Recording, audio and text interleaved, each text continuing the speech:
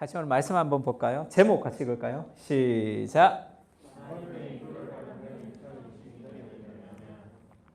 요한복음 5장 19절에서 25절입니다. 우리 한 절씩 좀 읽을까요? 그러므로 예수께서 그들에게 이르시되 내가 진실로 진실로 너에게 이르노니 아들이 아버지께서 하시는 일을 보지 않고는 아무것도 스스로 할 수 없나니 아버지께서 행하시는 그것을 아들도 그와 같이 행하느니라. 아버지께서 아들을 사랑하사 자기가 행하시는 것을 다 아들에게 보이시고 또 그보다 더 큰 일을 보이사 너희로 놀랍게 여기게 하시리라. 아버지께서 죽은 자들을 일으켜 살리신 같이 아들도 자기가 원하는 자들을 살리느니라. 아버지께서 아무도 심판하지 아니하시고 심판을 다 아들에게 맡기셨으니 이는 모든 사람으로 아버지를 공경하는 것 같이 아들을 공경하게 하려 하심이라. 아들을 공경하지 아니하는 자를 그를 보내신 아버지도 공경하지 아니하느니라. 내가 진실로 진실로 너에게 이르노니 내 말을 듣고 또 나 보내신 이를 믿는 자는 영생을 얻고 심판에 이르지 아니하나니 사망에서 생명으로 옮겼느니라. 같이 읽을까요? 시작. 진실로 진실로 너에게 이르노니 죽은 자들이 하나님의 아들의 음성을 들을 때가 오나니 곧 이때라. 듣는 자는 살아나리라. 아멘. 우리 신년부터 우리 찬양팀 같이 좀 인도하니까 너무 좋고, 내가 안 그래도 주 이름 찬양을 한번 하고 싶었는데 기타 연습하다가 제가 포기했습니다. 오늘 좀 이렇게 이 탁월한 분들이 또 와서 또 같이 좀 팀을 이뤄서 하니까 다 이렇게 좀 잘 돼서 너무 감사하고, 또 지난주에 우리 병배네 외할아버님 돌아가셔서 장례가 있었죠. 그래서 오늘 같이 좀 예배 후에도 같이 좀 위로하고 같이 좀 격려하고 하면은 좋을 것 같습니다. 우리가 요한복음을 계속 지금 설교를 듣고 있었죠. 그래서 지난번까지 우리가 성탄절 설교하고 또 우리가 송년 설교하고 한다고 좀 흐름이 좀 끊어졌는데 38년 된 병자를 예수님이 고쳤죠. 근데 그날이 안식일이었어. 그래서 우리가 안식에 대해서 우리가 좀 길게 한번 5주 정도 설교를 들었습니다. 그러니까 이 안식일에 왜 안식일 날 병을 고치느냐 이렇게 얘기할 때 예수님이 이렇게 대답했죠. 예수께서 그들에게 이르시되 내 아버지께서 이제까지 일하시니 나도 일한다 이렇게 얘기했어요. 그러니까 안식이라는 것이 몸이 쉬는 것이 아니라 참 안식, 병이 고쳐지고 하나님 나라가 이 땅 가운데 있는 하나님 나라의 참된 샬롬을 이루는 그 일에 내 삶이 동참하는 것이, 그것이 안식의 본질이다. 예수님이 그렇게 얘기했습니다. 그러면서 이 유대인들이 굉장히 분노하니까 예수님이 하나님과 자신에 대해서 이제 설명하는 그 구절인데 이렇게 설명하죠. 그러므로 예수께서 그들에게 이르시되 내가 진실로 진실로 너에게 이르노니 아들이 아버지께서 하시는 일을 보지 않고는 아무것도 스스로 할 수 없나니 아버지께서 행하시는 그것을 아들도 그와 같이 행하느니라 이렇게 얘기했어요. 예수님은 스스로 행하지 않아요. 아버지께서 행하시는 것을 보고 행한다 그렇게 얘기했습니다. 그러면서 예수님이 곧 하나님이신 것을 증명하기도 하지만 이 구절은 우리 신년 예배니까 2022년을 시작하는 우리에게도 좀 여러 가지 많은 교훈을 준다 이렇게 생각이 들었어요. 많은 사람들은 스스로 계획하고 스스로 인생을 살아가요. 그래서 지난주에도 얘기했죠. 버킷리스트를 만들고 그 버킷리스트를 채우는 인생이, 그것이 인생을 의미 있게 살아가는 것이 아니다 이렇게 얘기했습니다. 내가 원하는 것 자체가 방향이 잘못될 수도 있다 얘기했죠. 예수님은 뭔가 좀 수동적으로 내가 적극적으로 내 인생을 계획하고 살아가는 것이 아니라 하나님이 먼저 행하시고 그것을 내가 보고 살아간다 이렇게 얘기한다고. 우리 신년에 여러 가지 계획들이 있잖아. 다이어리를 사서 나는 이렇게 할 거야, 인생을 저렇게 살 거야 라는 수많은 계획들이 있지만 그 계획이 우리를 이끌어가는 것이 아니라 하나님이 먼저 우리를 이끌어가는 그런 삶의 형태가 필요하다는 거죠. 왜 그렇게 안 되냐 하면 같이 한번 읽을까요? 시작. 내가 하나님보다 지혜롭다는 생각을 내려놓아야 돼. 왜 우리가 하나님의 인도를 잘 받지 못하느냐? 그러니까 내가 하나님보다 지혜롭다고 생각하기 때문에 하나님의 인도를 잘 받지 못하는 경우가 있습니다. 폴 밀러가 일상 기도 이렇게 얘기했어요. 왜 사람들이 기도하지 않느냐 하면서 이렇게 얘기했습니다. 기도하지 않는 이유는 시간, 돈, 재능이 인생의 문제를 극복하기 위해 우리에게 필요한 전부라고 드러내지는 않지만 마음속으로 확신하기 때문이다. 무슨 말인지 모르겠죠. 번역을 이렇게 해서 주로 번역을 꼭 영어 문장처럼 번역해서 그런지 기도하지 않는 게 왜 그러냐면 왜 기도하지 않냐면 바쁘기 때문이 아니에요. 내가 뭐 피곤하기 때문이 아니라 시간과 돈과 재능이 내 인생의 문제를 해결한다 이렇게 생각하기 때문이야. 그렇게 왜 드러내지 않지만 마음속으로 확신한다. 그렇게 말하진 않아요. 하나님 의지한다고 얘기합니다. 그러나 우리의 삶에 기도가 점점 사라지는 것은 내가 내 인생을 주도적으로 이끌어가는 거예요. 내가 내 인생을 인도할 수 있다. 내가 내 인생을 주도할 수 있다라는 삶의 착각입니다. 착각. 하나님이 내 인생을 인도하셔야지 내가 먼저 가는 것은 위험해요. 그래서 이 J.D. 그리어가 그런 얘기 한번 했어요. 예레미야 17장 5절에 무릇 사람을 믿으며 육신으로 그 힘을 삼고 마음이 여호와께 떠난 사람은 저주를 받을 것이라 이 구절을 얘기하면서 자기가 육아를 할 때 책을 많이 봤대요. 육아를 책으로 쫙 본 거야. 그러니까 열심히 책으로 이제 육아를 했는데 육아를 하면 내 마음대로 되지 않는다는 것을 알게 됩니다. 그래서 자기가 그걸 다 내려놓았대. 예전에 차태현이라고 있죠. 이렇게 연예인. 그 자기 친구들이랑 육아 얘기를 막 하더라고. 근데 이제 차태현의 애가 좀 컸나 봐. 그리고 그 친구들은 애기가 아직 어린가 봐. 그러니까 다 책 보고 애들 먹일 거, 먹이지 말 거, 뭐 온갖 거 얘기를 막 하는 거예요. 차태현이 그렇게 얘기하더라고. 그거 다 필요 없어. 내가 책 보고 잘 키운 애가 우리 애인데 저렇게 됐다는 거야. 다 감으로 키우는 거야. 뭐 이렇게 얘기하더라고. 다 부모 필이야. 뭐 이러던데. 부모 필이 아니라 육아가 내 힘으로 책을 통해서 내가 열심히 키울 수 있다는 그 생각을 내려놓아야지만 제대로 된 육아를 할 수 있다는 거예요. 그래서 J.D. 그리어가 자녀를 위해서 기도하기 시작했다. 아, 내 힘으로 키울 수 없는 거구나. 그러면서 기도하기 시작했다는 거예요. 그러니까 하나님이 먼저 일하시고 내가 좀 뒤따라가는 방식으로 살아가는 게 좋습니다. 2022년에 시작될 때 나는 이거 해야지 저거 해야지 그런 수많은 내 계획들을 먼저 진행하는 것이 아니라 하나님이 내 인생길을 먼저 인도하시도록 하나님의 인도를 받는 것이 필요하겠죠. 그러면 하나님 인도를 받으려면 어떻게 해야 되냐? 먼저 인도하시는 하나님을 따라가야 돼요. 하나님이 먼저 내 인생을 인도하신다는 것을 우리가 좀 알 필요가 있습니다. 신명기 보면 그런 말씀이 있죠. 내가 너희에게 말하기를 그들을 무서워하지 말라, 두려워하지 말라. 너희보다 먼저 가시는 너희의 하나님 여호와께서 너희를 위해서 싸우실 것이다. 그리고 너희를 어린 아이를 자기 아들을 안는 것 같이 하나님께서 너희를 인도하셨다. 33절도 그렇게 얘기하죠. 그는 너희보다 먼저 그 길을 가시며 장막 칠 곳을 찾으시고 밤에는 불로 낮에는 구름으로 너희가 갈 길을 지시하신 자이시니라. 하나님이 먼저 가신단 말이에요. 어디에 뭐 이사를 가거나 낯선 곳에 가거나 낯선 나라에 가거나 그럴 때 우리의 삶에 여러 가지 어떤 불안함이 있단 말이에요. 왜? 내가 모르는 미지의 세계잖아. 모르는 미래잖아. 하나님이 먼저 내 인생을 인도하신다는 것을 기억해야 돼요. 그때 내가 서두르지 않게 된단 말이에요. 하나님보다 먼저 가지 않는다고. 그러니까 우리가 그 안식을 얘기할 때도 슬로우 영성이라고 얘기했죠. 조금 느리게 살 필요가 있습니다. 느리게 하나님이 가시는 걸음을 보면서 뒤따라갈 수 있는 삶의 지혜가 필요해요. 그러면 그걸 어떻게 해야 됩니까? 목사님 그냥 가만히 있으면 됩니까? 가만히 있으면 하나님이 이래라 저래라 지시하십니까? 그렇지 않죠? 하나님이 말씀을 통해서 우리에게 말씀하시는데 빌립보서 2장 13절 같이 한번 읽어보겠습니다. 시작. 너희 안에서 선하시는 이는 하나님이시니 자기의 기쁘신 뜻을 위하여 너희에게 소원을 두고 선하게 야, 이리로 가거라 저리로 가거라 이것을 선택하거라 저것을 선택하거라 그렇게 하나님이 인도하지 않죠. 그러니까 누가 팀 켈러 목사님한테 그렇게 물었대요. 내가 이거를 해야 되는데 하나님의 인도를 구하고 있습니다. 그러면 팀 켈러가 그럼 결정하라. 네가 결정하면 된다. 그러면 이제 그 성도가 성경을 가지고 온다는 거야. 다윗이 이제 전쟁에 나갈 때 하나님 앞에 묻죠. 하나님 앞에 물을 때 하나님 내가 갈까요 말까요? 하나님이 가라 얘기하시잖아. 그래서 순종해서 가는 게 있죠. 이런 인도를 받고 싶다는 거야. 구약 시대에 하나님 그렇게 인도했죠. 신약 시대에 성령이 오시고 나서 그렇게 인도하는 방식이 없어요. 구약 시대엔 제비를 뽑았습니다.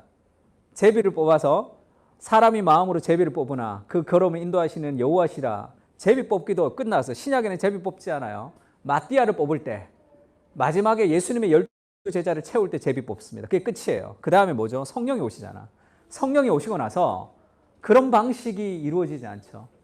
그럼 어떤 방식으로 이루어지느냐? 하나님이 하나님의 말씀을 읽으면서 우리의 마음에 어떤 소원을 넣어 주십니다. 마음에 어떤 무언가를 넣어 주신다고. 그럼 그게 하나님이 주신 것인지 내 생각인지 마귀가 주는 것인지 어떻게 구분할 수 있냔 말이에요. 그게 다 1인칭의 시점으로 떠오르기 때문에 구분하기가 쉽지 않다 그랬죠. 하나님의 우리에게 주시는 마음의 소원은 잉태되는 거 비슷해요.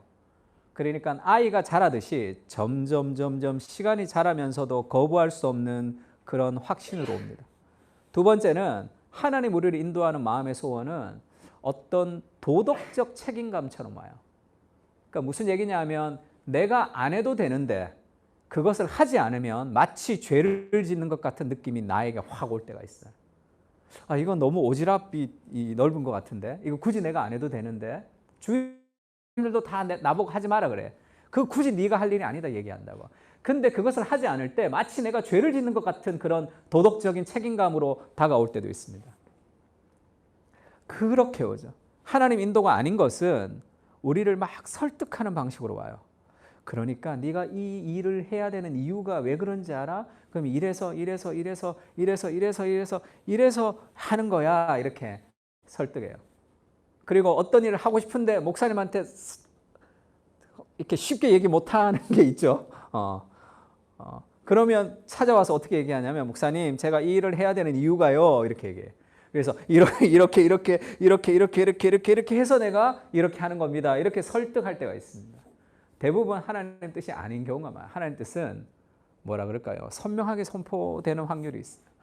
어쨌든 하나님은 우리의 마음의 소원을 가지고 하나님의 말씀을 가지고 마음의 소원을 가지고 하나님이 인도하신다. 그러니까 내가 하나님의 뜻을 따라가는 거예요.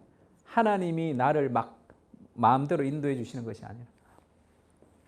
성경도 마찬가지죠. 성경은 하나님의 감독으로 된 것으로 교훈과 책망과 바르게 함과 의로 교육하기에 유익해서 하나님의 사람으로 온전하게 하며 성품이죠. 모든 선한 일을 행할 능력, 이 일할 수 있는 능력도 하나님 말씀이 우리에게 주신단 말이에요. 그러니까 하나님 말씀이 우리를 책망하십니다. 그러니까 뭐 이렇게 돌아가는 거죠. 우리를 책망하기도 한다고. 그래서 하나님의 뜻을 따라 우리가 살아갈 때 두 가지가 있어야 되겠죠. 하나님의 선한 뜻을 내가 추구해야 되고 내 안에 있는 욕심이 줄어들어야 되겠죠. 그래야지 하나님의 뜻에 점점 우리가 더 가까워지는 거잖아. 그래서 하나님의 말씀은 내 안에 있는 어떤 욕심들을 점점 깨닫게 해줘요. 내 안에 소원을 주시고 그것을 이루어가는 과정이 있었어도 우리 내 안에 있는 여러 가지 욕망들을 하나님께서 들춰내시는 경우가 있습니다. 예레미야서에 보면 바룩에게 하나님이 그렇게 얘기하죠. 너는 그에게 이르라 여호와께서 이와 같이 말씀하시기를 보라 나는 내가 세운 것을 헐기도 하며 내가 심은 것을 뽑기도 하나니 온 땅에 그리하겠거늘. 45장 5절 같이 읽을까요? 시작. 네가 너를 위하여 큰 일을 찾느냐 그것을 찾지 말라. 하나님 그렇게 얘기해요. 모든 것이 다 나의 주권 아래에 있는데 네가 너를 위하여 큰 일을 찾느냐 그것을 찾지 말라. 영어 성경에 보면 great things for yourself예요. 너 자신을 위해서 위대한 일을 계획하느냐 너 자신을 위해서 위대한 일을 꿈꾸느냐 그것을 계획하지 말라는. 그것이 하나님이 원하시는 삶이 아니라 그것들이 점점 줄어들어요. 내 자신을 위한 어떤 욕망들이 점점 줄어들고 하나님 주시는 비전들은 훨씬 더 구체적으로 좀 이렇게 세워질 때가 있습니다. 잠언 16장 3절에는 그런 말씀이 있죠. 너희 행사를 여호와께 맡기라. 그리하면 네가 경영하는 것이 이루어지리라. 아멘. 이렇게. 그래서 많은 사람들이 우리의 행사를 하나님께 맡기면 하나님이 그것을 이루어 주신다고 생각하는데 이 구절은 약간 그렇지가 않아요. 내가 기도해. 하나님 앞에. 하나님 주께 맡깁니다. 하나님 이 일이 잘 되게 해주세요. 라고 기도하면 하나님이 그 일을 잘 되게 막 진행해 주신다고 생각하는데 그것과는 조금 다릅니다. 팀켈러가 이 구절 이렇게 해석했어요. 하나님께 우리의 계획을 맡기면 하나님이 행동해 주신다는 말이 아니다. 우리 인생의 행동을 주께 맡길 때 우리가 더 지혜롭게 선택하는 사람이 된다는 뜻이다. 하나님 내 계획을 주께 드립니다. 하나님 이루어지게 해주세요. 그러면 하나님이 뭐를 쫙 인도해 주시는 게 아니라 너의 행사를 주께 맡기라 할 때 우리의 인생의 전부를 주님께 맡기면 내가 더 좋은 선택을 할 수 있는 지혜로운 사람이 된다는 뜻입니다. 그러니까 성령께서 우리를 어떻게 인도하시냐면 기도하면 성령님이 이렇게 가라 저렇게 가라 이렇게 인도하지 않아요. 두 직장을 두고 직장을 내가 여기 갈까요 저기 갈까요 막 기도하면 성령님이 여기를 가라 이렇게 인도하지 않는단 말이야. 만약에 그렇게 인도함을 받으면 성령님이 그렇게 인도하지 않을 확률이 많아요. 그렇게 인도함을 받지 않고 사람은 성령님과 함께 동행하고 하나님의 말씀을 읽으면서 하나님과 가까워지면 인격적으로 하나님과 가까워지면서 내 안에 성품이 자라죠. 사랑과 희락과 화평과 오래 참음과 양성과 충성과 온유와 절제라는 성령의 열매가 내 안에 자라면서 내가 올바르게 판단하고 선택할 수 있는 지혜로운 사람이 되어 간다는 뜻입니다. 그렇게 하나님이 우리를 인도한다는 거지 내가 기도하면 하나님이 이렇게 뭔가를 쫙 해결해 주시는 것이 아니란 말이에요. 그러니까 하나님과 가까이 가면서 우리가 올바르게 선택할 수 있는 지혜로운 사람으로 우리의 성품이 자라간다는 뜻이에요. 그래서 하나님의 인도를 받기 위해서는 내 인생을 주께 드리는 것. 로마서 12장 1절 2절도 그렇게 얘기하죠. 형제들아 내가 하나님의 모든 자비하심으로 너희를 권하는데 너희 몸을 하나님이 기뻐하시는 거룩한 산 제물로 드리라. 이는 너희가 드릴 영적인 예배니라. 우리의 인생을 다 주께 드린다는 게 무슨 말이냐면 하나님 이거 내가 기도했으니까 이렇게 해주세요. 내가 기도했으니까 합격시켜 주세요. 내가 기도했으니까 이 일이 잘 되게 해주세요. 그렇게 기도하는 게 아니고 그렇게 기도하면 어떻게 되죠? 그 일이 안 되면 원망한단 말이에요. 하나님 어떻게 나한테 그럴 수가 있을까? 그렇게 원망하죠.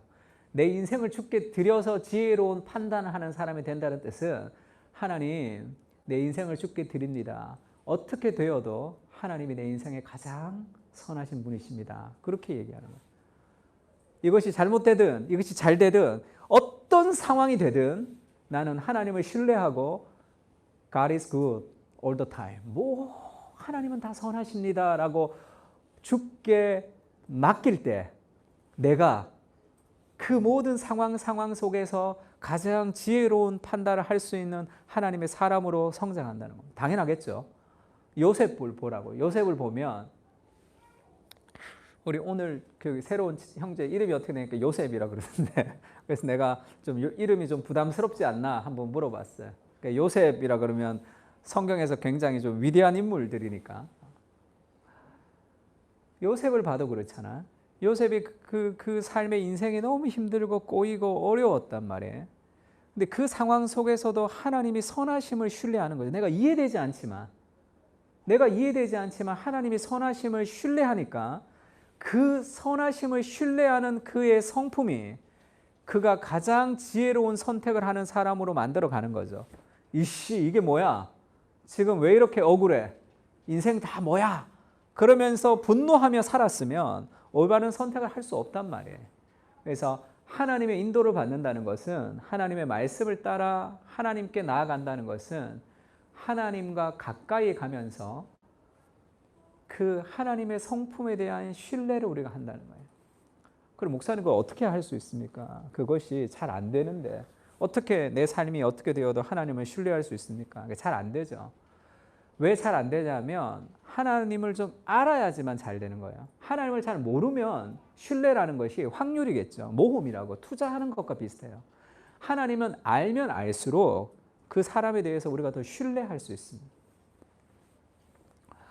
오늘 20절에는 그렇게 얘기하죠. 아버지께서 아들을 사랑하사 자기가 행하시는 것을 다 아들에게 보이시고 그보다 더 큰 일을 보이사 너희로 놀랍게 여기게 하시리라. 아버지께서 아들을 사랑해요. 그러니까 예수님은 나는 하나님이 하시는 것을 보고 내가 한다. 나는 스스로 하지 않는다라고 얘기하는 것이 하나님의 사랑에 대한 확신이 그를 하나님을 신뢰하게 하는 거죠. 그때 내가 계획하고 내가 하는 그것보다 더 큰 일을 하나님이 보이시고 내 인생에 더 놀라운 일들을 하나님께서 펼쳐주실 것이라는 그 삶의 확신들이 있단 말이에요. 그것이 뭐에서 오는 거죠? 사랑에서 오는 사랑.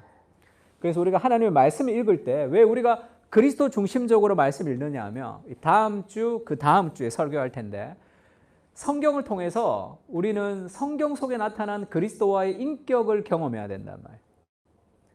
신앙이라는 것은 교훈이 아니에요. 공자님의 말씀 같은 교훈이 아니라고. 그래서 내가 그 교훈을 듣고 내 삶에 적용해서 내가 살아가는 게 아니란 말이에요.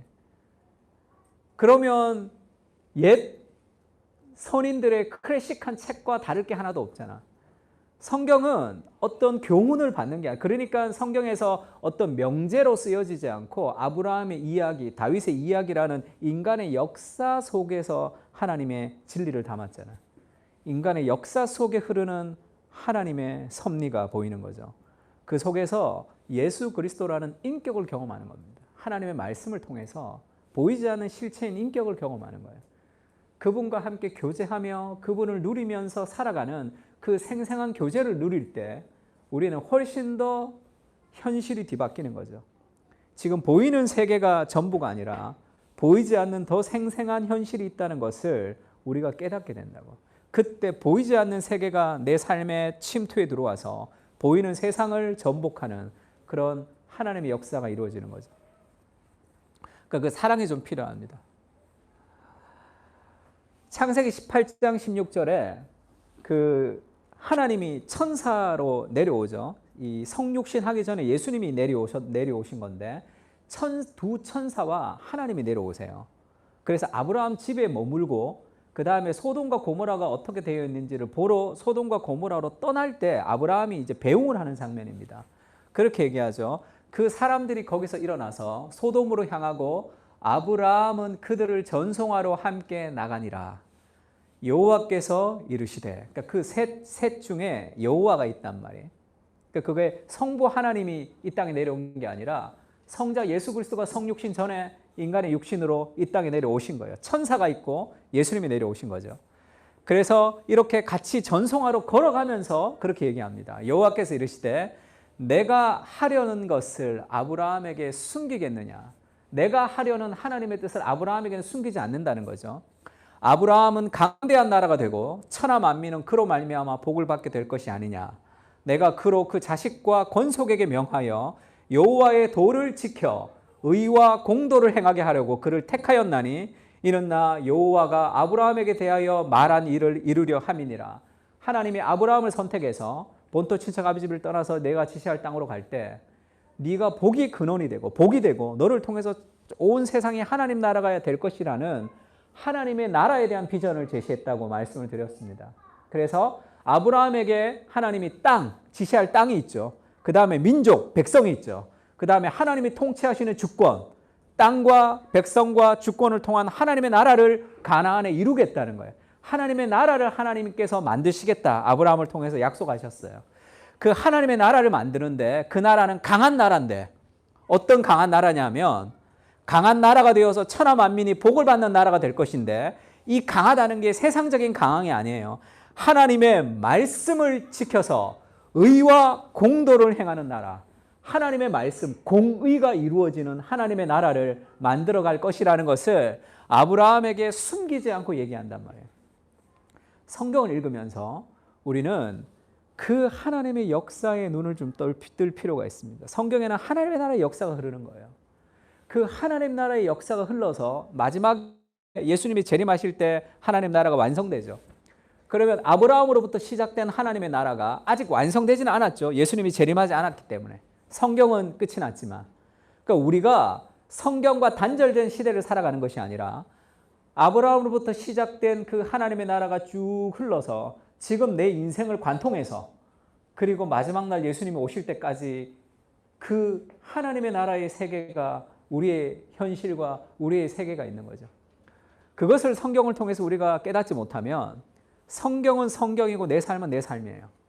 그래서 성경을 통해서 내 삶의 유익 정도, 직장의 취직 정도, 우리 자식이 잘 되는 정도, 이걸 통해서 교훈을 받아서 내 인생에 뭔가 좀 도움이 되는 정도, 그렇게 하나님의 말씀을 전락시킬 필요가 있죠. 내 인생이 하나님의 말씀 안으로 들어가야 되는 거죠. 그러니까 하나님의 말씀을 좀 많이 읽어야 돼요. 말씀을 읽어서 참된 현실이 무엇인지가 현실이 뒤바뀌어야 된단 말이에요. 하나님께서 그것을 알려주십니다. 숨기지 않고 알려줘. 하나님 나라의 그런 역사들을 하나님께서 알려주시는 거죠. 그것을 깨달을 때 그 하나님 나라 속에 내가 동참한단 말이에요. 모세도 마찬가지죠. 사람이 자기 친구와 이야기함 같이 여호와께서는 모세와 대면하여 말씀하시며, 대면하다 하는 것이 face to face, 얼굴과 얼굴을 맞대면서 얘기하듯이 하나님과의 그런 인격적인 만남이죠. 그게 하나님의 말씀을 통해서 하나님 우리에게 말씀하시고, 기도를 통해서 우리가 하나님과 기도하는, 그러니까 하나님의 말씀을 통해서 인격적인 그리스도를 더 깊이 경험할 필요가 있습니다. 그때 우리의 삶에서 하나님의 바른 인도를 받을 수 있단 말이에요. 우리가 예전에 GBS를 우리가 믿음으로 사는 즐거움이라는 책으로 했죠. 이 책이 장래의 은혜라는 존 파이프 책의 한 부분을 빼서 따로 소책자로 만든 거죠. 장래의 은혜. 그 미래의 은혜가 오늘의 우리를 살아간다. 지금 그렇게 얘기합니다. 그러면서 이 첫 번째 구절에 나오는 염려와 맞서 싸우기라는 파트에서 그렇게 얘기해요. 돈에 염려하면 탐욕과 욕심과 사재기와 절도를 유발시키겠죠. 성공에 염려하면 주위 사람들에게 무뚝뚝해지고 급해지고 퉁명해지겠죠. 관계에 염려하면 주눅이 들고 주의를 기울이지 않게 되기도 하죠. 어떻게 다른 사람에게 어떻게 보일까를 염려하면 진실보다 거짓말을 하게 되겠죠. 염려는 다른 죄들의 뿌리가 되어서 우리를 공격한다, 이렇게 얘기했습니다. 그러니까 우리가 하나님의 인도를 바르게 받으려면 하나님이 이렇게 가라 저렇게 하라 인도하는 게 아니라 우리 안에 어떤 염려의 문제가 있단 말이에요. 그 염려의 문제에 사로잡히면 하나님이 원하시는 삶의 선택을 할 수 없습니다. 왜? 모험할 수 없잖아. 누군가를 도와야 돼. 저 사람이 힘들어. 그래도 염려되는 거죠. 나도 없는데 이거 내가 좀 나눴다가 내가 없으면 어떻게 될까라는 염려가 있으면 하나님이 원하시는 삶의 모험을 할 수 없는 거죠. 그리고 관계에 있어서 늘 두려워요. 다른 사람에게 좀 잘 보일 것, 그렇게 두려우면 진실을 말하지 못하고 늘 거짓말하는 삶을 살게 되겠죠. 그러니까 이 염려의 문제가 해결되지 않으면 하나님께서 원하시는 올바른 삶을 살아갈 수 없단 말이에요. 그러면 우리가 하나님의 말씀을 통해서 하나님과 인격적으로 가까이 가면서 이 염려라는 이 뿌리가 공격된단 말이에요. 이것이 사라지면서 우리가 하나님 주시는 평안과 안정감 가운데 우리는 지혜롭게 선택할 수 있는 사람으로 된다는 거죠. 하나님의 말씀 가운데 하나님의 인도를 받는다는 것은 우리의 성품이 하나님 가까이 가면서 우리가 느끼는 삶의 안정감을 느낀다는 뜻입니다. 그래서 내가 두려워하는 날에는 주를 의지하리라. 이런 성경 구절. 너희가 염려를 다 주께 맡기라. 그가 너희를 돌보심이라. 그리고 내가 너희에게 이르노니 목숨을 위하여 무엇을 먹을까, 무엇을 마실까, 몸을 위하여 무엇을 입을까 염려하지 말라. 목숨이 음식보다 중하지 아니하며 몸이 의복보다 중하지 아니하냐. 이런 말씀들이 내 영혼 깊은 곳에 심어지지 않으면 하나님이 원하시는 올바른 삶의 선택을 할 수 없겠죠. 불안과 두려움과 걱정과 그런 것이 나를 짓누르고 있는데 그것이 해결되지 못하는데 어떻게 우리가 하나님께 올바르게 살아갈 수 있습니까? 그래서 마음의 우상을 제거하지 못하면 아무리 열심히 교회를 다녀도 그의 삶은 늘 그 마음의 우상이 우리를 이끄는 대로 인도될 수밖에 없어요. 그것이 없으면 안 되는 그 욕망을 우리가 바꾸지 못하면 그것이 나의 하나님이 된단 말이에요. 그것이 나를 이끌어 간다고. 그것을 위해서 기도하게 되는 거죠. 그렇게 되지 않으면 막 분노하게 되겠죠. 그래서 하나님이 우리를 인도하신다는 것은 하나님의 말씀을 지속적으로 묵상하는 것을 통해서 하나님의 인격과 가까이 간다는 뜻이에요. 그때만 우리의 마음에 평안을 얻을 수 있겠죠. 사랑의 확신을 얻을 수 있다고.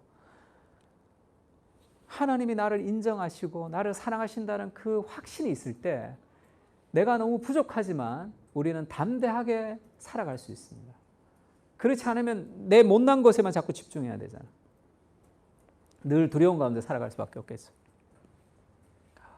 그래서 하나님의 인도를 받는 삶은 하나님의 말씀을 가까이 해서 그 하나님의 인격이 우리 안에 성품으로 자리 잡도록 해야 돼. 그렇지 않으면 올바른 선택을 할 수 없습니다. 늘 불안 가운데 선택할 수밖에 없겠죠. 삶의 뿌리 가운데. 마지막으로는 하나님 인도를 정말로 제대로 받으려면 같이 한번 읽을까요? 시작!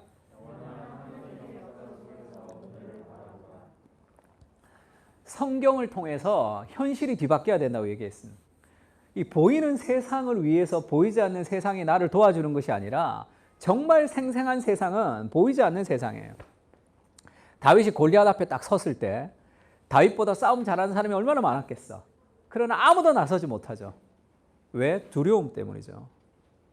그의 삶에 두려움이 엄습하면 그것을 할 수 없습니다. 다윗이 나가죠. 다윗이 무릎을 꿇었을 때 유진 피터스는 이 5개의 돌을 주우려고 시냇가에 무릎을 꿇었을 때 유진 피터슨이 그것을 기도했다 이렇게 얘기해요. 그러면서 다윗이 이 그 물맷돌을 가지고 골리앗을 이기죠. 그것을 상상력이다 이렇게 표현했습니다. 왜 상상력이죠? 믿음을 상상력이라고 표현했어요. 왜냐하면 믿음이라는 것은 보이지 않는 현실이거든요. 보이지 않는 세상, 하나님을 배제하면 우리는 두려울 수밖에 없겠죠. 골리앗이. 그러나 하나님이 함께 하신다는 보이는 세상이 더 커지면 그것은 훨씬 더 큰 현실이죠. 뭐가 현실이냐는 거예요. 하나님이 없는 삶의 골리앗을 두려워하는 것이 현실이냐, 아니면 하나님이 함께 하신다는 것을 통해서 골리앗과 싸워 이기는 것이 현실이냐, 뭐가 현실이냐는 거죠. 그래서 믿음이라는 것은 거룩한 상상력이죠. 그것은 보이지 않는 현실을 우리가 믿는 겁니다. 그래서 하나님의 말씀을 통해서 우리가 1년 동안 꾸준히 그리스도 중심적으로 성경을 읽으면서 영원한 하나님의 역사 속에 내가 있다는 것을 발견해야 돼요. 이게 스페인에 가면 있다고 그래요. 스페인에 가보질 못해서. 이 지브랄타 해변에 어느 한 귀퉁이에 서 있는 이 동상이라고 합니다. 헤라클레스가 2개의 기둥을 이렇게 꽂았대요. 그러니까 원래 이 지중해가 왜 지중해죠? 땅지자, 중이 뭐예요? 가운데, 땅 가운데 바다가 있는 거죠. 그러니까 지중해는 이렇게 땅이 둘러싸고 있어요. 근데 완전히 둘러싸면 바다가 아니겠죠. 약간 뚫려 있지만 땅이 둘러싸고 있다고. 이 끝과 이 끝을 헤라클레스가 여기까지 와서 기둥을 박았다고 생각했어요. 그래서 여기가 땅의 끝이라고 생각했어요. 더 나가면 여기 떨어진다고 생각한 거예요. 그래서 지중해 끝에 이제 이 2개의 이 기둥을 꽂아서 그게 세상의 끝이라고 생각했죠. 그래서 거기는 이렇게 써 있다. non plus ultra. 여기가 끝이다. 이곳을 넘어서는 없다. 그렇게 생각했다는 거예요. 그런데 콜럼버스가 아메리카를 가버렸죠. 아메리카 대륙을 발견하고 나서 지금 이걸 지웠대요. 플러스 울트라. 그 너머에 있다. 뭐 그런 얘기를 들었습니다. 제가 예전에 오카노 목사님 설교를 들은 거라 확인해 보진 못했어요. 이게 정말 그런지 저는 한 50%만 믿습니다. 그런 설교 들으면 50%만 믿어요. 대부분 우리가 믿었던 예화 중에 정말 그렇지 않은 게 많아. 그러니까 어쨌든 그래도 내가 존경하는 옥 목사님 얘기이기 때문에 제가 인용합니다. 그러니까 여기가 끝이라고 생각하는 거야. 그냥 인생이 끝이라고 생각하기 때문에 삶이 뭐라 그럴까요? 의미가 없어지는 거죠. 우리의 인생이 하나님의 말씀을 통해서 영원과 연결되어 있다는 것을 알 때, 오늘의 내 삶이 영원까지 간다는 것을 알 때 오늘의 내 삶의 의미가 있습니다. 작은 삶 일상이라도. 24절에 그렇게 얘기하죠. 내가 진실로 너에게 이르노니 내 말을 듣고 나 보내신 이를 믿는 자는 영생을 얻었고 심판에 이르지 아니하나니 사망에서 생명으로 옮겼느니라 할 때, 나를 믿는 자는 영생을 얻게 될 것이다 해야지 정상이겠죠. 나를 믿는 자는 영생을 얻었고 과거형으로 썼단 말이에요. 생명으로 옮겼느니라. 요한복음 3장에도 이런 말씀이 있습니다. 18절 한번 읽어볼까요? 시작.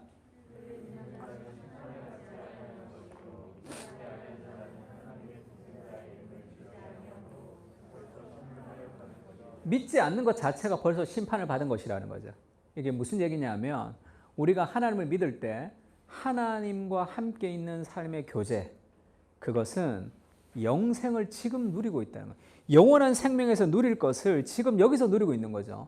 보이지 않는 하나님과 우리가 교제하게 된다는 것은 마지막 날 천국에서 누릴 것을 지금 우리가 맛보고 있는 거잖아요.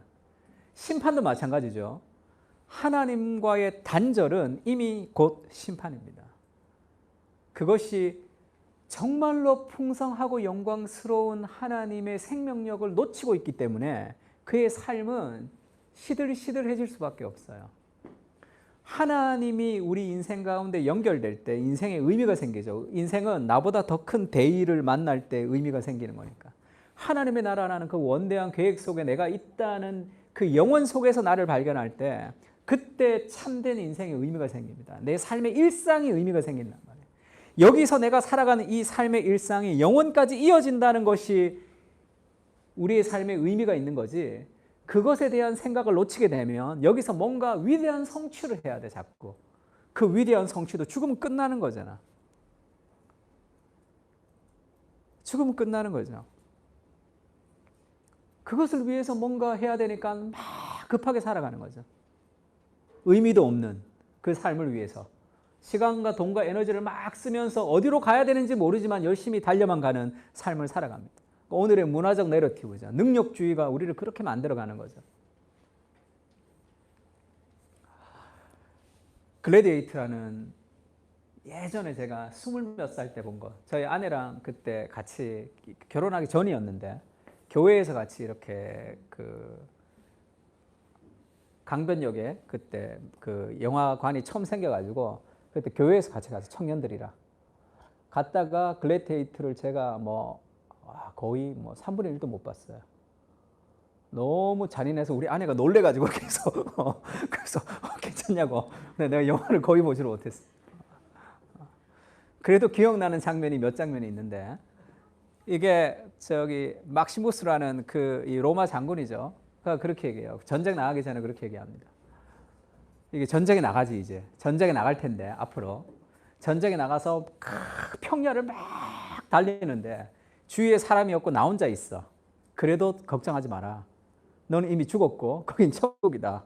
천국이라는 단어를 쓰진 않았지만 번역은 천국으로 했어요.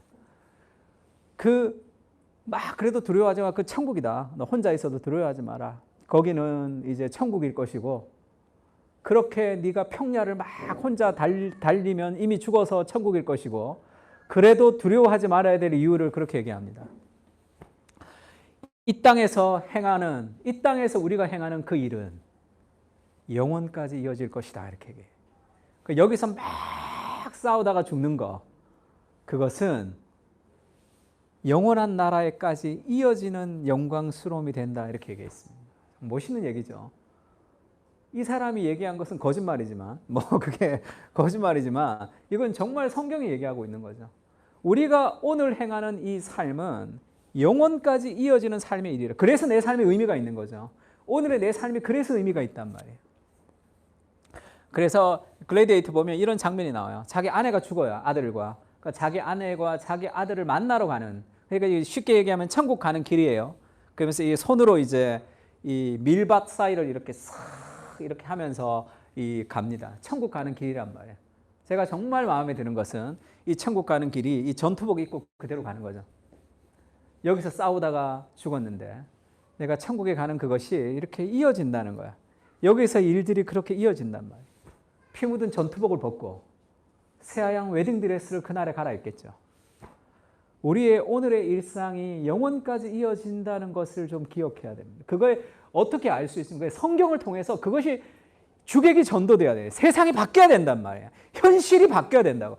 보이지 않는 세계가 지금 더 생생한 현실로 이 땅 가운데 들어오는 것이 하나님의 말씀을 읽으면서 우리에게 주는 완전히 눈이 달라진단 말이에요.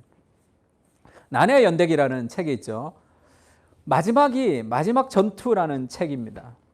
나네의 연대기 C.S. 루이스가 썼죠. 성경이 성경. 여기서 마지막 챕터, 바로 앞 챕터의 제목이 더 높은 곳으로 더 깊은 곳으로라는 챕터의 제목이에요. 이 더 높은 곳으로 더 깊은 곳으로, 이것이 우리가 지난주 설교를 들었으면 조금 더 잘 기억할 텐데, 천국에도 우리 버킷리스트, 거기서도 이 땅에 있는 맛있는 것이 다 있다, 그렇게 얘기했는데, 천국을 묘사할 때 C.S. 루이스가 그것이 더 높고 더 깊다 이렇게 표현했어요. 왜 그러죠? 여기가 변화되기 때문에 그렇죠. 여기 있는 것이 다 무너지고 다 망하고 천국이라는 곳에 우리가 옮겨가는 것이 아니라 이 땅에서 우리가 행했던 모든 것이 더 확대되는 곳이라는 것을 지금 얘기하고 싶은 거예요. 그러니까 천국은 더 높고 더 깊은 곳이다 이렇게. 그러면서 천국에 가죠. 천국에 갔더니 그 친구들이 그렇게 얘기해요. 여기 영국과 똑같다 이렇게 얘기해요. 내가 좋아했던 그 영국 우리 집이랑 똑같다 이렇게 얘기해. 그리고 문을 열고 들어갔더니 똑같은데 더 높고 더 깊단 말이에요. 그게 천국이라는 거죠. 그게 뭘 얘기하고 싶은 거예요? 그러면서 그런 얘기합니다. 그 나라, 그것이 이 그림자의 나라와 연결되어 있다는 것을 알았다는 거예요. 그러니까 영원히 오늘과 연결되어 있다는 삶이라는 것을 그가 알았다는 거죠. 마지막 페이지 그렇게 얘기하죠. 그날에 우리가 나니아에 있었던 그 환상은 그 스펙타클한 모험은 그 나라에 들어간 책으로 비유하면 겉표지에 불과하다는 거예요. 그 나라에서 우리는 한 페이지 한 페이지를 더 읽겠지. 그러면 그것은 한 페이지 이렇게 넘길 때마다 이전보다는 더 좋고 이전보다는 더 좋고 이전보다 더 좋을 것이다 하면서 책이 끝나요. 그게 천국을 묘사하는 거죠. 더. 그러면 이 C.S. 루이스가 나니아 연대기에서 현실의 세계를 살다가 옷장을 열었을 때 펼쳐지는 나니아의 세계는 뭐를 상징하는 걸까요? 지금 우리가 이 현실을 살고 있는데 문을 열면 보이지 않는 하나님의 세상이 있는 거죠. 그곳에서는 수많은 영적인 전투들이 벌어집니다. 그 세계에 들어가는 거죠. 그게 하나님의 말씀을 통해서 그 세계가 열리는 거예요. 지금 여기가 현실이 아니라 이것이 다가 아니잖아요. 영원한 나라 창세로부터 시작돼서 마지막 영원까지 이어지는 그 하나님의 나라가 우리의 뒤로 흐르고 있단 말이에요. 그래서 옷장의 문을 탁 열면 나니아의 세상이 펼쳐지는 그것이 우리가 하나님의 말씀을 묵상하며 살아가는 삶의 진실이죠. 그곳에 수많은 영적인 전쟁이 벌어집니다. 우리를 염려하게 하고 걱정하게 하는 그런 수많은 사탄의 공격도 있고 그것을 우리가 하나님의 말씀으로 묵상하며 우리가 이기며 살아가는 거죠. 그래서 걔네들이 나니아에서 걔네들은 다 형편없는 애들이죠. 그래서 아슬란이 죽기도 하고 뭐 용이 되기도 하고 막. 근데 마지막 장면이 어때요? 걔네들이 다 영광스럽게 왕관에다 왕비가 되고 다 왕이 된단 말이에요. 그것이 우리가 가지는 삶의 성화의 단계겠죠. 왜 인생이 지루한 줄 압니까? 하나님의 말씀을 알지 못하는 삶의 무지 때문에 여기가 다라고 생각하기 때문에 그래요. 그러니까 재미있을 게 없잖아. 그러니까 뭔가 내 삶에 뭔가 의미 있는 일, 뭔가 재미있는 일, 그것을 자꾸 찾아가는 거죠.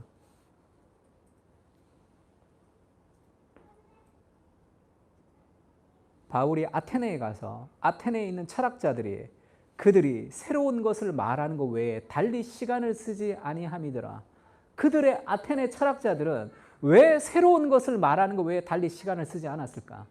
더 새로운 거, 더 자극적인 거, 더 재미있는 것을 찾아야지만 된다고. 왜? 내 삶의 오늘이 영원까지 이어지는 의미가 없기 때문이죠. 그 눈이 열려야 돼요. 그래서 하나님의 말씀을 통해서 정말로 무엇이 참된 현실인지에 대한 눈이 열리면 하나님의 말씀을 묵상할 때 나니아의 세계가 펼쳐지는 거죠. 그 세계 속에서 그 은혜를 가지고 이 땅을 하나님 나라로 체제를 전복시키는 삶이 이 복음을 따라 살아가는 우리의 삶입니다. 그러니 얼마나 스펙타클해요. 형제들은 뭐라 그럴까? 우리가 체제를 전복시키는 그런 이 영적 싸움을 하는 그 싸움터에 나간다고 생각을 해야 돼요. 그 스펙타클한 모험. 자매들은 그게 별로면 나니아의 세계로 들어간다고 생각해요. 성경을 펼치면 나니아의 세계가 펼쳐지는 거죠. 창세기 1장 1절을 펼치면 태초에 이 땅의 현실이 아닌 영원한 나라를 그대로 보여주죠. 시간과 공간이 있기 전, 이 세상이 있기 전에 그 영원한 세계로 하나님 우리를 확 초대한단 말이에요. 그게 현실이라는 거고요. 이 땅이 현실이 아니라. 바울이 그렇게 기도합니다. 에베소서 1장 16절에 내가 기도할 때 기억하며 너희로 말미암아 감사하기를 그치지 아니하고 우리 주 예수 그리스도의 하나님 영광의 아버지께서 지혜와 계시의 영을 너희에게 주사 하나님을 알게 하시고 너희 마음의 눈을 밝히사. 지금 다 교인들에게 얘기하는 거죠. 바울이 날마다 기도하는 제목이 예수님을 지혜와 계시의 영을 허락해 주셔서 하나님을 알게 해달라는 거죠. 하나님 모르는 사람이 어디 있어요? 더 알게 해주는 거죠. 너희 마음의 눈을 밝히사. 마음의 눈을 밝혀서. 그래서 뭐를 안다는 거죠? 부르심의 소망이 무엇이며 성도 안에서 그 기업의 영광의 풍성함이 무엇이며 그의 힘의 위력으로 역사하심을 따라 믿는 우리에게 베푸신 능력의 지극히 크심이 어떠한 것을 너희로 알게 하시기를 원하노라. 이걸 좀 보여주고 싶은 거야. 바울이 기도하죠. 하나님의 말씀을 묵상하며 하나님 앞에 기도하면서 눈이 열리는 거지. 그래서 오늘의 내 삶이 그 얼마나 하나님의 나라 앞에 풍성한지를 깨닫는 거죠. 그래서 내가 살아가는 삶, 내가 집에서 애기나 키우고 뭐나 하고 내가 지금 직장생활을 힘들게 하고 그런 삶의 일상에 매몰되어 살아가는 삶이 아니라 보이지 않는 세상 속에 나니아의 세계가 펼쳐지는 것 속에 내 삶이 의미 있는 하나님 나라의 영혼으로부터 있다는 것을 좀 깨닫는단 말이에요. 내 삶에 의미 없는 것이 하나도 없습니다. 그것을 통해서 우리가 하나님의 나라를 만들어가는 거예요.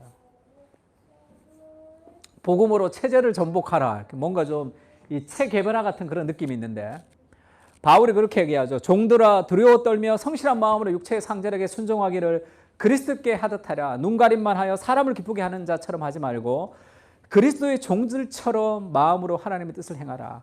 그 다음에 상전들도 그와 같이 하라 이렇게 얘기하죠. 노예 제도가 한참 있을 때 로마의 노예들에게 얘기합니다. 예수 믿는 노예들에게 로마의 상전들을 섬기라고 얘기하는 거죠. 노예 제도는 하나님이 만드신 제도가 아니니까 그것을 힘을 가지고 우리가 데모를 통해서 세상을 바꿔봅시다. 바울이 그렇게 얘기하지 않잖아요. 그 방식으로 체제를 전복시키지 않고 그의 삶의 일상에서 하나님의 말씀에 순종하는 삶을 통해서 노예 제도라는 것은 있지만 복음이 노예 제도를 완전히 타파시켜서 시간이 지나서 노예 제도라는 것이 사라지게 되는 거죠. 어마어마한 우리의 삶의 일상의 순종이 하나님의 나라로 이 세상의 나라를 전복하는 그런 어떤 체제의 전복이 일어나는 거죠. 그게 복음의 삶입니다. 희생과 낮아짐으로, 겸손과 삶의 희생으로, 섬김과 순결로 하나님의 나라의 이 체제를 전복시키는 그리스도의 방식이죠. 그리고 오네시모에게는 또 그렇게 얘기하죠. 그렇게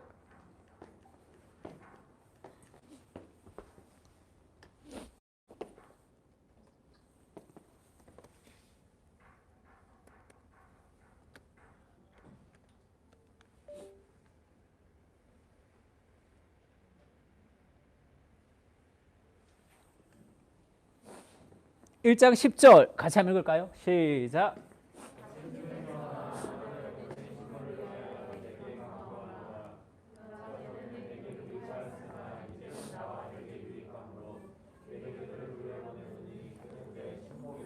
빌레몬 집에 갇혀있던 오네시모, 그 종을 다시 빌레몬에게 보내면서 그렇게 얘기하죠. 갇힌 중에 낳은 아들, 그 종으로 대하지 않잖아. 내 아들 오네시모를 위하여 내게 간구하노라. 그가 전에는 무익하였으나 이제는 유익함으로 내게 그를 돌려보내니 그는 내 신복이라. 이렇게 신복이 뭐죠? 지금 영어 성경에는 my very heart, 내 마음이다, 이렇게 내 심장이다 이렇게 얘기했습니다. 지금 킹 제임스 버전은 mine our bowers라고 그랬어요. 이 내 창자다 이렇게 얘기했습니다. 그러니까 히브리 사람들은 이 창자가 가장 삶의 중심이라고 봤어요. 그는 나에게 가장 소중한 나의 그 심장과 같다 이렇게 대한단 말이에요. 이게 복음을 통해서 사람을 대하는, 복음을 통해서 노예를 대하는 삶의 방식이죠. 이것을 통해서 체제가 전복되는, 그것이 하나님의 말씀을 따라 우리가 살아가는 삶의 어마어마한 삶의 능력이죠. 그 하나님의 말씀의 세계를 통해서 영원한 세상으로 오늘을 바라보면 내 삶의 일상은 다 신비로운 하나님 나라의 체제를 전복하는 삶이란 말이에요. 세상의 관점으로 우리가 그렇게 위대한 일을 하는 것처럼 보이지 않지만 하나님 나라의 관점에서 그것은 영원한 일입니다. 내가 복음으로 아이를 키우는 것, 내가 복음으로 힘든 직장 생활을 어떻게 해나가는 것, 하루하루의 내 삶의 의미가 영원한 나라와 연결되는 거예요. 그래서 오늘 내가 만나는 한 사람, 오늘 내가 만나는 사건, 오늘 내게 일어나는 모든 일은 나니아에서 펼쳐지는 하나님의 섭리라고 생각하면 돼요. 그것을 통해서 그 작은 일상에 순종하는 것을 통해서 하나님이 하나님의 나라와 하나님의 역사를 이루어가는 거죠. 하나님의 말씀을 읽을 때, 그 하나님의 말씀을 통해서 그리스도의 인격을 만날 때 그 삶이 역전됩니다. 보이는 세상 속에서 단순한 적용이 아니라 보이지 않는 세상이 우리의 삶 가운데 더 큰 영향력으로 미치는, 그래서 우리는 이 땅에 살지만 하나님의 시민권을 가지고 살아가는 사람들이 되는 거죠. 그렇게 하나님의 말씀을 읽으면서 우리의 눈이 좀 바뀔 수 있는 그런 한 해가 좀 되었으면, 그렇게 하나님의 인도를 받는 한 해가 좀 되었으면 좋겠습니다. 같이 한번 찬양할까요? 소망 없는 내 삶에 새 생명 허락하신 날 향한 주님의 은혜, 놀라운 주님의 사랑, 삶의 문제가 힘겨워 눈물만 흘릴 때도 날 안아주시는 주님, 한없는 주님의 사랑, 찬양하네. 나의 믿음 주께 드려 나의 삶이 주를 향해 내 유일한 사랑 되신 주께 내 삶을 드리니. 늘 복음을 향한 가사죠. 내가 소망이 없고 내가 뭐 여러 가지가 없지만, 힘이 없지만 하나님이 우리를 인도하실 때 내가 뭔가를 잘해서 인도하는 것이 아니라 하나님 우리에게 하나님의 말씀을 통해서 우리를 사랑하시는 그 사랑을 부어주시죠. 그 하나님의 사랑이 우리의 인생을 좀 헌신하게 합니다. 그 하나님의 사랑을 주신 말씀 가운데 좀 깨닫게 해달라고 같이 한번 기도하는 마음으로 좀 찬양했으면 좋겠습니다. 하나님, 내 인생을 내가 계획하며 살아가는 그런 삶이 아니라 너희는 내일 일을 알지 못하는 한 번 왔다 사라지는 안개 같은 인생을 기억하며 영원하신 하나님, 천지를 주관하시는 그분의 지혜를 우리가 배우며 뒤따라갈 수 있게 주님 도와주십시오. 주님의 사랑을 깨달을 때, 주님의 인생길을 우리가 따라갈 때 그것이 내가 계획한 인생보다 더 크고 놀라운 일들임을 우리가 기억합니다. 하나님의 말씀을 펼쳐서 주의 말씀을 따라 우리 인생을 인도해 주십시오. 보이는 세상 속에서 조금의 도움을 받는 것이 신앙이 아니라 보이지 않는 세상 속에 펼쳐진 영원한 하나님의 나라를 우리가 볼 수 있게 우리가 눈을 열어주십시오. 그래서 지혜와 계시의 영을 주사 우리의 마음의 눈을 밝혀서 부르심의 소망이 무엇이며 하나님 주시는 그 영광스러운 하나님의 나라의 비전들을 우리가 가슴에 품에 안고 옷장을 열며 만약의 세상이 펼쳐지듯이 하나님의 말씀을 열 때 보이지 않는 그 세상이 오늘 보이는 이 현실보다 더 생생한 현실인 것을 우리가 깨달을 수 있게 주님 도와주시고 우리의 일상의 삶이 영원한 나라까지 이어지는 참된 의미가 있는 인생을 깨닫고 우리 오늘의 삶 속에서 순종하는 삶을 통해서 복음으로 체제를 전복시키는 그러한 하나님 나라의 군사들로 우리를 세워주시옵소서. 이제는 우리 주 예수 그리스도의 은혜와 하나님의 무한하신 사랑과 성령님의 교통하시는 은사가 하나님의 말씀을 통해서 영원한 나라를 향해 살아가기를, 영원한 나라 속에 내 인생이 있음을 다짐하고 나의 지혜가 아닌 하나님의 지혜를 가지고 살기를 다짐으로 돌아가는 사랑하는 그 사람들의 교인들과 하나님의 백성들 머리 위에 이제부터 영원까지 함께 계실지어다.